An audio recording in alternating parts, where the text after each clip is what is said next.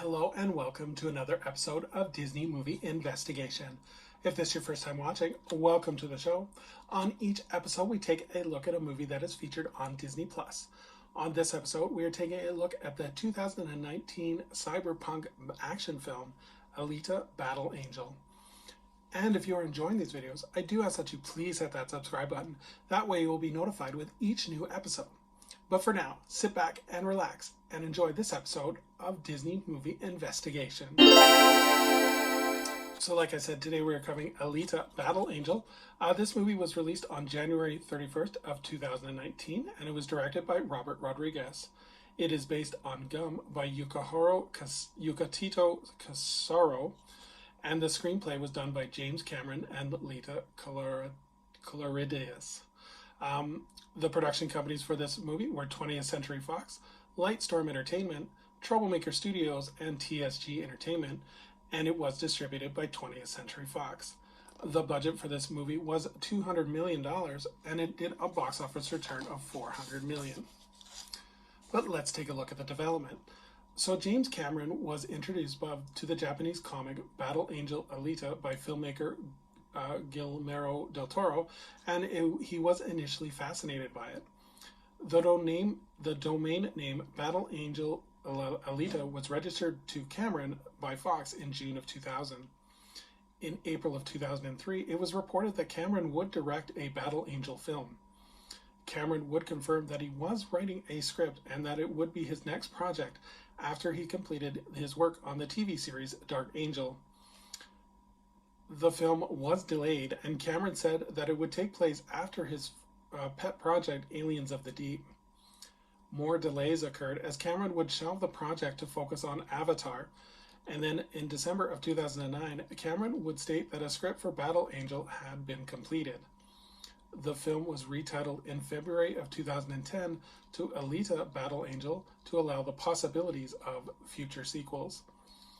The film was delayed again to allow Cameron to focus on the two pending sequels for Avatar. In 2013, Cameron would state that 2017 was when production would finally begin. October 2015, it was reported that Robert Rodriguez was in talks to direct the film, and Cameron also brought him to condense his 186 screenplay down to a 168-page screenplay, plus 600 pages of notes, to a workable shooting script.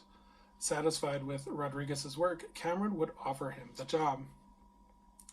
And finally, in April of 2016, Fox was trying to reduce the budget to below $200 million, but in May of 2016, Fox greenlit the production for a July 20th, 2018 release.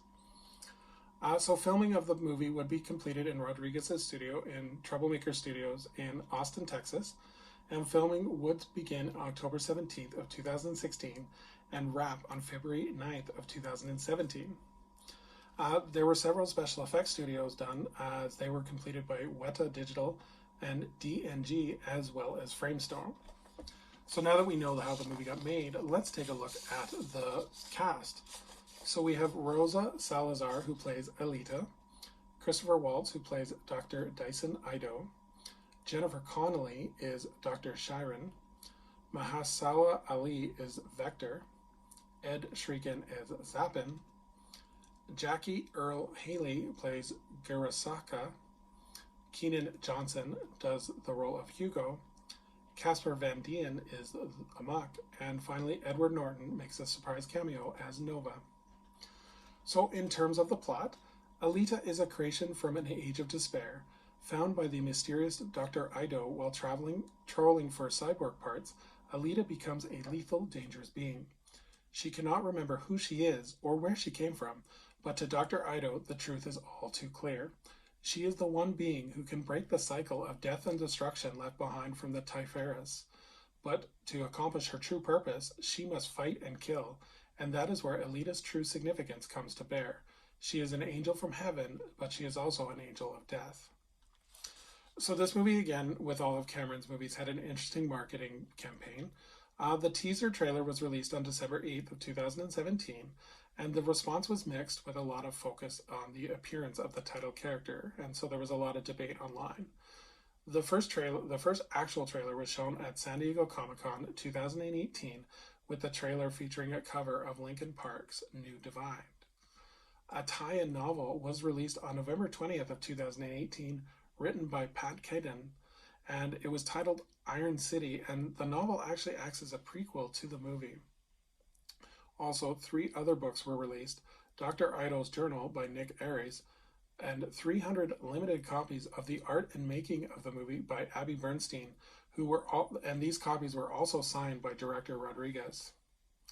In June of 2019, Cameron and Fox partnered with Open Bionics to give 13-year-old double amputee Tilly Lockey a pair of Alita-inspired hero arms for the film's London premiere. So I thought that was a nice, unique kind of gesture for active charity, while also to promote the film. In February of 2019, Fox collaborated with IM8-Bit to create a passport to Iron City, and this was a recreation of the film's setting for fans to tour. Fans could travel to Los Angeles, Austin, Texas, or New York City to be able to travel in the recreation of the film sets. So would I recommend this movie? I liked the film, and I thought it was a great way to escape into a new world. It had a great mix of believability and as well as a realm of fantasy.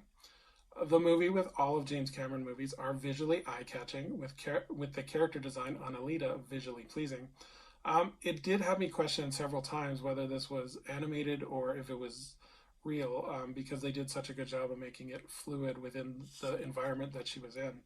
I thought the story was decent, but at times you could tell it did take a backseat to visual effects, as there were several action sequences that were, to me, it felt like, let's see the cool things that we can do with the computer. But overall, I do recommend it. It is a great way to escape into a new world, and definitely with some amazing visuals to look at. So thank you so much for joining us here on this episode of Disney Movie Investigation. I would invite anyone to please leave their comments below on what they think of the movie Alita Battle Angel. And as we look forward to our next episode, we are going into the past as we look at an animated classic, as we go into the Sherwood Forest, as we take a look at Disney's Robin Hood. So until next time, I hope you have a magical day, and we will see you real soon.